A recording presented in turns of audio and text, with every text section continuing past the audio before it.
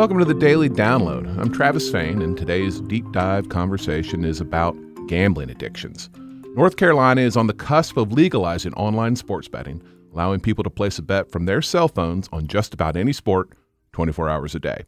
It's part of what the National Council on Problem Gambling calls the largest and fastest expansion of gambling in our nation's history. I'm joined by Brian Murphy, investigative sports reporter here at WRAL, who's been covering this bill and wrote a story focused on gambling addiction. Welcome, Brian. Thanks, Travis. So you focus in this story on one man, but his story, I think, would sound familiar to anybody who is either had a gambling addiction or known someone or had a family. Kind of walk us through that, and then we'll talk more about the macro world here. Sure. I'm very grateful that Saul Malik, who is out of Texas and is in gambling recovery, was willing to share a story with me, and kind of starts like you would imagine a sports gambling story would start, right? He was into fantasy baseball. He kind of liked the thrill of a scratch-off ticket or going to casino night at a school. And when he got to college, somebody introduced him to a bookie, and he placed his first bet and won and thought, oh, man, this is awesome. Won his next bet. This is awesome. And then just found himself in a place where gambling kind of started to rule his life. He was placing bets late at night, waking up early in the morning, checking them out to see if they won, and placing another bet. Started betting on, he mentions in the story, Croatian volleyball matches. So that was a real example, Croatian volleyball that he was betting on. That's what he said. He said one of his last big scores, one of the last times he made a lot of money, he was betting on a U20 game between like Sweden and some other country in basketball.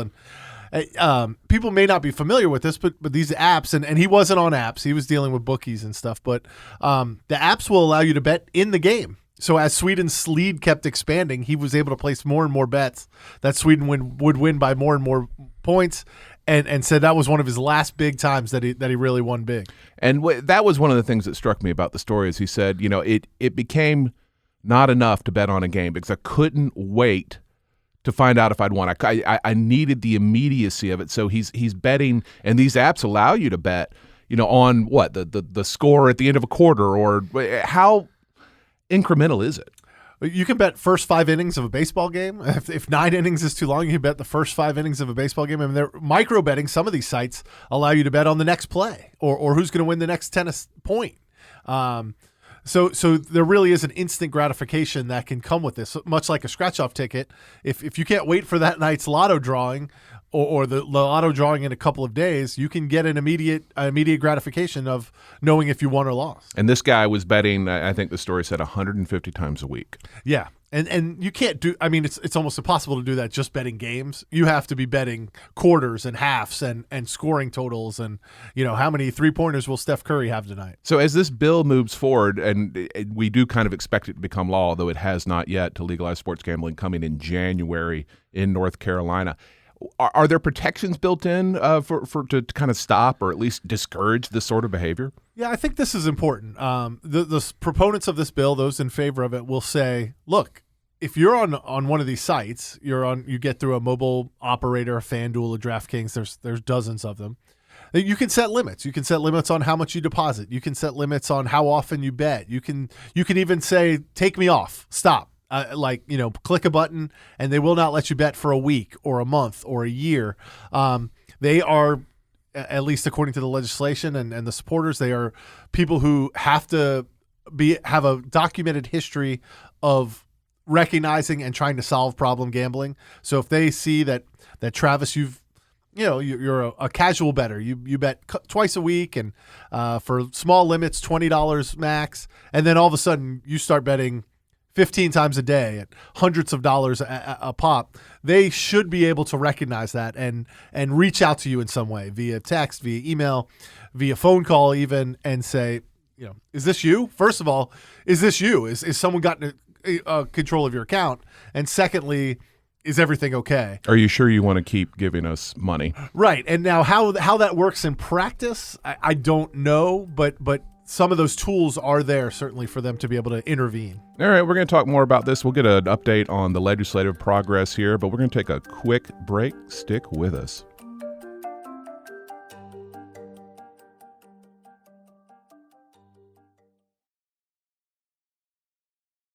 Welcome back to the Daily Download. We're with Brian Murphy, who covers sports and the intersection of sports and politics in North Carolina, which means he's been writing about sports gambling, which there is a legislative effort to legalize in North Carolina. Did a story about gambling addiction.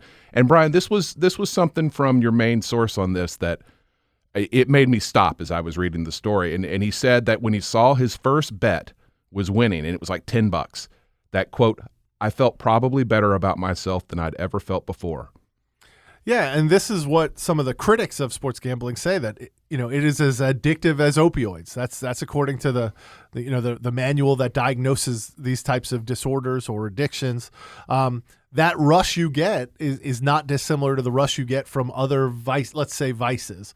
And there's a real concern that your phone is already addictive, right? And then you're as you've written about and as you've interviewed people about, and now you're layering on a very addictive, compulsive thing that you have 24-hour access to. And we've seen in Ohio where they legalized sports gambling in January, 150% uptick in calls to the problem gambling helpline.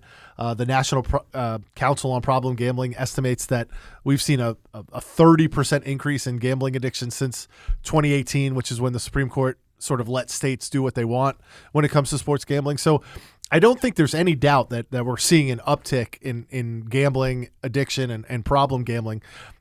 Now, the bill does allocate $2 million for North Carolina to treat gambling addiction and do some gambling education. Is that enough? I think we're gonna have to find out some of these things in real time.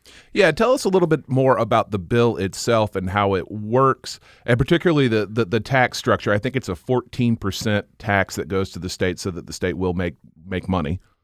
Yeah, the way the bill is currently structured, it's a 14% privilege tax, and that's on adjusted gross revenue. So we'll get a couple gambling terms here. The handle is what everybody bets. So me and you bet $100 a piece. The handle is $200, and then they got to pay out one of us. So one of us wins $100. So now they have $100 in gross revenue, right? The book has kept $100. They get to write off things like promotional bets and free bets, and then whatever money is left, their adjusted gross revenue, they get taxed 14% on. And those write-offs, those are big. So if FanDuel or one of these apps says, if you bet $5, we'll put $100 into your account, they can then use that as a tax break, that $100 promotion, and it significantly lowers what they're paying to the state, right? Right. And Jason Sain, who's the primary sponsor of this bill, compared it to a coupon. If you get a coupon from Burger King and you go and buy a burger, they don't they don't charge that as revenue to the company. So that's how he attributed it. But what we've seen in other states is these promotions and free bet deductions dramatically lower the amount of taxable revenue that these companies have. Now, North Carolina has phased that out. It's only a couple of years. The first year it's unlimited. Then there are phase outs, and by 2027, companies will no longer be able to write off those promos and deduct and free bets as deductions. But we will see a dramatic lowering of the tax revenue that comes into the state that first year.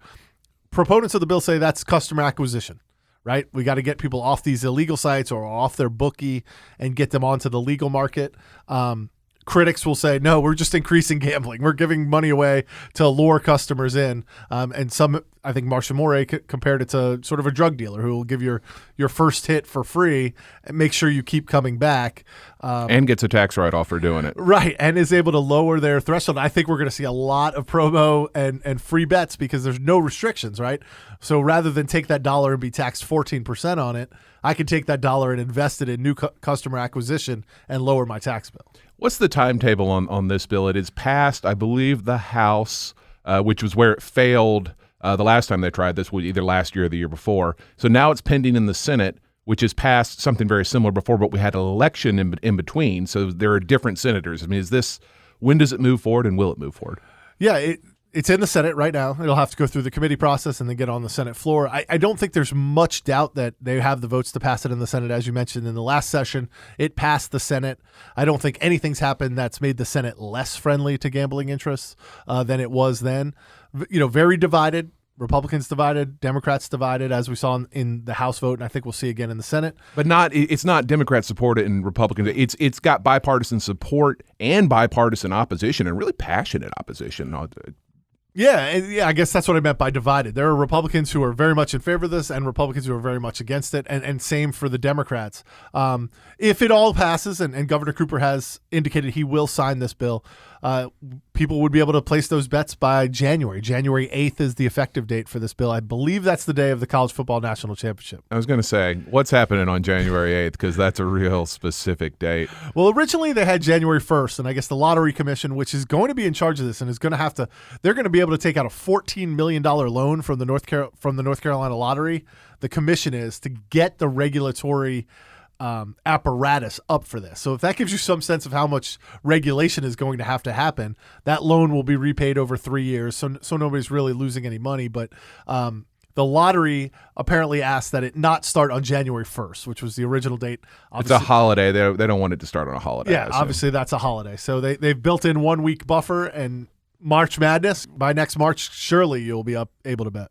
All right. Brian Murphy, WRAL sports investigative reporter. Thanks for your time today. Y'all can read Brian's story online, WRAL.com.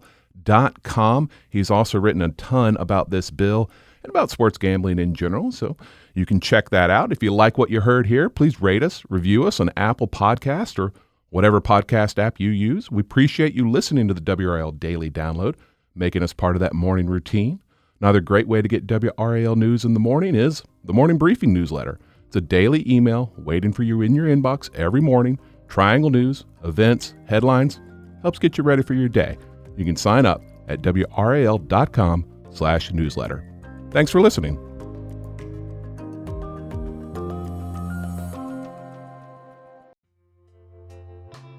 Leave a comment and share this video with your friends. With daily uploads, there will always be a conversation.